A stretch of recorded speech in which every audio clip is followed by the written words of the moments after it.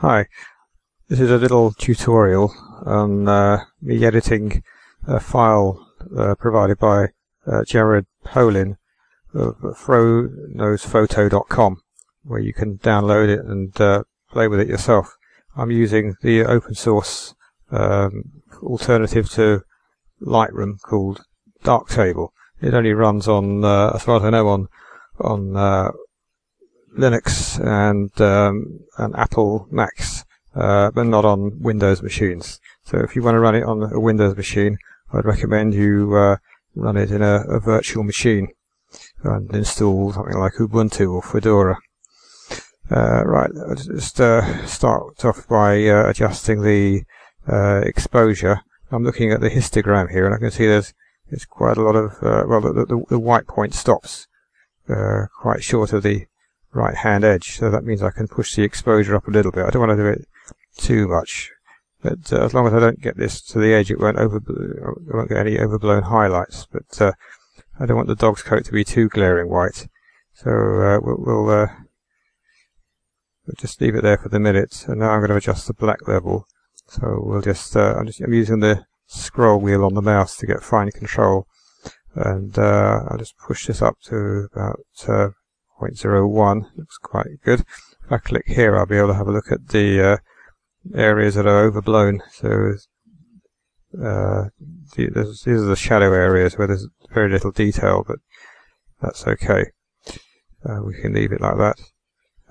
Maybe I'll just push the exposure up a little more and leave that there for the time being. And I'm going to try shadows and highlights, see what that does. Yeah, I quite like that. Usually I don't bother, but sometimes it helps. So I'm not going to adjust any of the parameters for now. And let's see what else we've got. The local contrast I find very useful, so I'm going to switch that on. Probably can't see here what effect it's had, but it's made it a little bit sharper, and it just gives it a bit more pop. And, let's see, we can see the effect by switching it on and off. If I press tab and then click here, you get it bigger. And now I'm going to switch. A little bit of difference, it's sort of a glint in the eye. Not sure if I like that or not, actually. Anyway, we'll leave that for now. And I'm going to go to the Velvia module, which is meant to reproduce the effect of the old Velvia film pop. It's a colours pop, especially things like greens. The mid-tone bar is set to 1, and the purpose of that is to preserve realistic skin tones. Since we don't have any human skin in this picture, I think we can bring this down to 0 and get a really nice warm feel. I'm not touching the light balance at the moment, but this is giving it a nice warm feel. And let's go to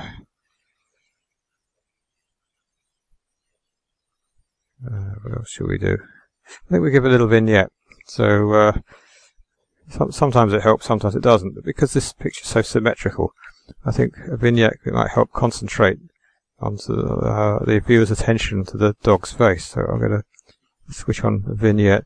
So maybe a little bit strong, so we'll just back it off a little bit. Just scroll up along this scale, bring it to about here. Let's see what that looks like. Yeah. So let's see how we started. Actually, this is the original picture, really flat. Here it comes. There we are. That's the original RAW file. And Darktable by default applies a little bit of sharpening and a base curve, which is meant to emulate the manufacturer's, in this case Nikon's, base curve. And if I just click through all the steps we've taken: exposure,